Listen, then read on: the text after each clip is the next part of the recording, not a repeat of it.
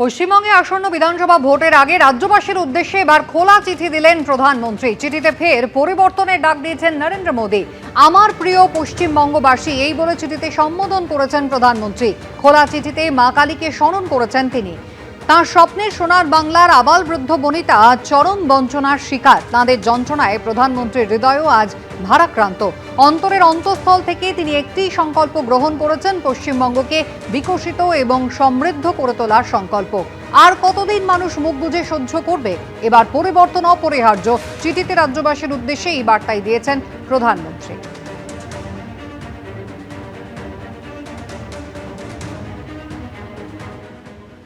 জয় শ্রীরাম ছিল ওনাদের মুখে, সেখান থেকে জয় মা কালীতে আসতে হয়েছে।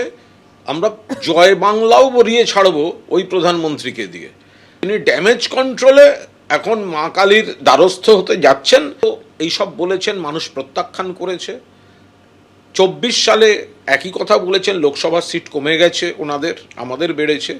26-এও বলছেন, মুখের কথা নয়, নাটকবাজি নয়, বাংলার সম্মান অধিকার প্রাপ্য দিন। কেন জয় মা কালী বাংলার মানুষকে কি জয় মা কালী বলা যায় না? আমরা তো জয় মা কালী জয় মা দুর্গা দিয়েই তো বড় হয়েছি। সুতরাং মাননীয় প্রধানমন্ত্রী জয় মা কালী বলবেন, এটা তো আলাদা কিছু নেই। এতদিন আপনি কোথায় ছিলেন? পৃথিবীর কোন দেশে ছিলেন এতদিন? সারা বছর তো দেখি আপনি পৃথিবীর বিভিন্ন দেশে ঘুরে বেড়াচ্ছেন। ভোটের আগে বাংলা কথা মনে পড়াতে প্রথম প্রশ্ন, হঠাৎ করে নির্বাচন আগে বাংলার খাতিরদারি কেন? খোলা চিঠিতে প্রধানমন্ত্রী নরেন্দ্র মোদী আরও বলেছেন, শরণার্থী ভাই বোনেরা সিএ এর মাধ্যমে নাগরিকত্ব পাবেন এবং অবৈধ অনুপ্রবেশ মুক্ত এক সুশাসন প্রতিষ্ঠিত হবে পশ্চিমবঙ্গে। রাজ্যবাসীর উদ্দেশ্যে খোলা চিঠিতে এমনই বার্তা দিয়েছেন প্রধানমন্ত্রী। চিঠিতে নরেন্দ্র মোদী লিখেছেন, স্বামী বিবেকানন্দ, ঋষি অরবিন্দের মতো যুগপুরুষরা যে পশ্চিমবঙ্গের স্বপ্ন দেখেছিলেন, তা আজ ভোট ব্যাংকের সংকীর্ণ রাজনীতি, হিংসা ও নৈরাজ্যে জর্জরিত, যা আমার এবং সমগ্র পশ্চিমবঙ্গবাসীর কাছে অত্যন্ত পীড়াদায়ক। পশ্চিমবঙ্গের ভূমিপুত্র দেশনায়ক নেতাজি সুভাষচন্দ্র বসুর স্বাধীনতার ডাক একদা গোটা দেশকে উদ্বুদ্ধ করেছিল। আজ সেই পুণ্যভূমি অবৈধ অনুপ্রবেশ ও নারী নির্যাতনে কলঙ্কিত।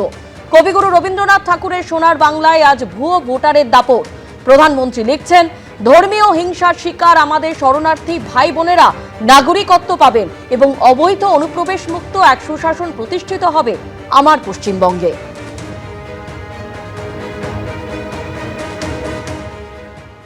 স্বামী বিবেকানন্দ কিংবা নেতাজি সুভাষচন্দ্র বোস কিংবা ঈশ্বরচন্দ্র বিদ্যাসাগর আর বঙ্কিমচন্দ্র চট্টোপাধ্যায় ইত্যাদি সমস্তটা নিয়ে রাজনীতি করে, এটা দুঃখের সঙ্গে বলতে হয়। বিধানসভা নির্বাচন আসছে, এদের উল্লেখ করা হচ্ছে, নাহলে তো বঙ্কিম দা হয়ে গেলেন।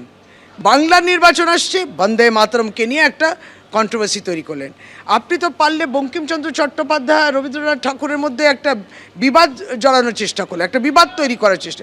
It is very unfortunate. ভারতীয় নয় তাদের নাম থাকবে না, সে হিন্দু হোক মুসলমান হোক। যারা শরণার্থী হিসেবে হিন্দুরা বাংলাদেশ থেকে এসেছেন, তারা সিএ এর আওতায় নাগরিকত্ব পাবেন এবং তাদের নাম ভোটার লিস্টে থাকবে। আর বাংলাদেশে মুসলমানদের নাম থাকবে না। বাংলাদেশ থেকে আসা প্রত্যেকটা হিন্দুর নাম ভোটার তালিকায় থাকবে, কারণ তারা শরণার্থী। সোমবার থেকে কাজ শুরু করেছেন কলকাতা হাইকোর্টের প্রধান বিচারপতি নিযুক্ত জুডিশিয়াল অফিসাররা। নির্বাচন কমিশন সূত্রে দাবি, প্রায় 60 লক্ষ ভোটারের আবেদনের নিষ্পত্তি করতে হবে। 200 জন জুডিশিয়াল অফিসার সেই কাজ করবেন। সুপ্রিম কোর্টের নির্দেশ মেনে সোমবার থেকে কাজ শুরু করেছেন কলকাতা হাইকোর্টের প্রধান বিচারপতি নিযুক্ত জুডিশিয়াল অফিসাররা।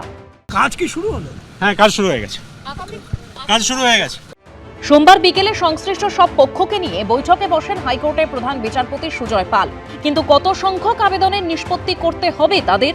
সোমবার রাতে নির্বাচন কমিশন সূত্রে জানানো হয়েছে, প্রায় 60 লক্ষ ভোটারের আবেদনের নিষ্পত্তি করতে হবে। 200 জন জুডিশিয়াল অফিসার সেই কাজ করবেন। প্রয়োজনে জুডিশিয়াল অফিসারের সংখ্যা বাড়ানো হবে। আবেদনের সংখ্যার নিরিখে শীর্ষে রয়েছে মুর্শিদাবাদ, তারপরেই রয়েছে উত্তর ও দক্ষিণ 24 পরগনা। সবথেকে কম আবেদন জমা পড়েছে ঝাড়গ্রাম থেকে। সূত্রের দাবি, জুডিশিয়াল অফিসারদের সুরক্ষা দেওয়ার আশ্বাস দিয়েছে রাজ্য সরকার। শুক্রবার সুপ্রিম কোর্ট কার্যত বুঝিয়ে দেয়, চূড়ান্ত ভোটার তালিকা 28 তারিখে প্রকাশিত হচ্ছে। প্রয়োজনে পরে অতিরিক্ত তালিকা প্রকাশ করে নাম যোগ করা যেতে পারে। এই প্রেক্ষাপটে কমিশন সূত্রে দাবি, শুনানি নিষ্পত্তির উপরে নির্ভর করছে সাপ্লিমেন্টারি তালিকা। জুডিশিয়াল অফিসাররা তারা যে এই নিষ্পত্তি করবেন তাই নয়, এই নিষ্পত্তির পিছনে কেন তাদেরকে অন্তর্ভুক্ত করা হচ্ছে বা কেন তাদেরকে রিজেক্ট করা হচ্ছে, এই গোটা বিষয়টার জন্য কিন্তু একটা কমেন্ট বক্স থাকবে জুডিশিয়াল অফিসারদের জন্য। এবার কার্যত নজিরবিহীনভাবে ভোট ঘোষণার আগেই রাজ্যে আসছে কেন্দ্রীয় বাহিনী। তবে বিভিন্ন মহলে প্রশ্ন উঠছে, কেন্দ্রীয় বাহিনী আগে আসছে ঠিকই, তাদের যথাযথভাবে কাজে লাগানো হবে তো? এই প্রেক্ষাপটে সোমবার কেন্দ্রীয় বাহিনী মোতায়েন নিয়েও সিও দপ্তরে বৈঠক হয়। সূত্রের দাবি, সোমবারের বৈঠকে সিইও জানিয়েছেন কেন্দ্রীয় বাহিনীকে বসিয়ে রাখা যাবে না, এদের আনাই হচ্ছে কাজ করানোর জন্য। কেন্দ্রীয় বাহিনীর কাজের উপর নজর রাখবেন অবজারভার এবং ডিজিপি। পুলিশ অবজারভার যেটা আছে রিকমেন্ডেশন দিয়েছেন কি যে সেন্ট্রাল ফোর্স আসছে যেটা মুভমেন্ট করবে ও গাড়ির মধ্যে জিপিএস ট্র্যাকিং থাকবে, কোথায় কোথায় যাচ্ছে নিয়ে যাচ্ছে, কোথায় কোথায় আপনার পেট্রোলিং হচ্ছে নিয়ে হচ্ছে, এটা খবর থাকবে তাকে অল এরিয়াস কভার হতে পারবে। আমাদের মধ্যে ভালো আলোচনা হয়েছে, ওনার যে হবে আমরা ইমপ্লিমেন্ট করব। আমাদের সবাইদের আছে ইলেকশন আমরা ভালোভাবে করাবো। বৈঠকের পর এই নিয়ে বিশেষ কোনো মন্তব্য করেননি সিআরপিএফ এর আইজি। डिप्लॉयमेंट नहीं फाइनल हुआ है, उसके लिए फिर मीटिंग हुआ, ये प्रिपरेटरी मीटिंग था। এর মধ্যে সোমবার বহুতলের আবাসিকদের সঙ্গে জনসংযোগ করেন বিজেপি রাজ্য সভাপতি শ্রমিক ভট্টাচার্য, যার পোশাকি নাম ছিল কলকাতা মহানগর হাইরাইজ সম্মেলন। সেখানে তিনি বলেন, আমাদের পক্ষে ভোট দিন বা বিপক্ষে, কিন্তু নিশ্চিতভাবে ভোট দিন। ভোট দেওয়ার অধিকার, মসৃণভাবে ভোটের পথ তৈরি করবার অধিকার, এটা তো আছে। সেই অধিকারকে যারা বাজেয়াপ্ত করতে চাইছেন, আমরা বলছি তাদের বিরুদ্ধে প্রতিবাদ জানানোর জন্য 100% বুথে আসুন, আমার পক্ষে ভোট দিন, যদি মনে করেন আমার বিপক্ষে ভোট দিন, কিন্তু বুথে আসুন। এই জনসংযোগ কর্মসূচি থেকে শ্রমিক ভট্টাচার্য বলেন, গণতান্ত্রিক ব্যবস্থাকে যারা ধ্বংস করছেন তাদের বিরুদ্ধে রুখে দাঁড়াতে হবে। অনির্বাণ বিশ্বাস ও সত্যজিৎ বৈদ্যর রিপোর্ট, এবিপি আনন্দ। সুপ্রিম কোর্টের নির্দেশে ইতিমধ্যেই কাজ শুরু করেছেন বিচারকরা। দিনের শুরুতে কমিশনের পোর্টালে লগইন আইডি নিয়ে কিছু সমস্যা হয়, তবে রাতে কমিশনের স্পেশাল অবজারভার সুব্রত গুপ্ত জানিয়েছেন বিচারকদের 200-র বেশি লগইন আইডি দিয়ে দেওয়া হয়েছে। ভোটারের এনুমারেশন ফর্ম থেকে নথি পোর্টালে লগইন করলেই দেখতে পারবেন জুডিশিয়াল অফিসাররা, এমনটাই জানিয়েছেন মুখ্য নির্বাচনী আধিকারিক। নজিরবিহীন পরিস্থিতিতে এসআইআর মামলায় বেনজির নির্দেশ দিয়েছে সুপ্রিম কোর্ট। ভোটার তালিকা বিশেষ সংশোধন প্রক্রিয়া দেখভালের সঙ্গে যুক্ত করা হয়েছে বিচার বিভাগকে। এবার ভোটারদের নথি যাচাই করবেন কলকাতা হাইকোর্ট নিযুক্ত বিচারকেরা। এই পরিস্থিতিতে সোমবার থেকেই লজিক্যাল ডিসক্রিপেন্সির নথি যাচাই ও নিষ্পত্তি করার কাজ শুরু করলেন হাইকোর্টের প্রধান বিচারপতি নিযুক্ত জুডিশিয়াল অফিসাররা, অর্থাৎ জেলার মুখ্য বিচারক, অতিরিক্ত বিচারকরা। সেই মতো প্রস্তুতি নেয় কমিশনও। সূত্রের খবর, নির্বাচন কমিশনের পোর্টালে প্রত্যেক বিচারকের জন্য আলাদা লগইন আইডি তৈরি করা হয়েছে।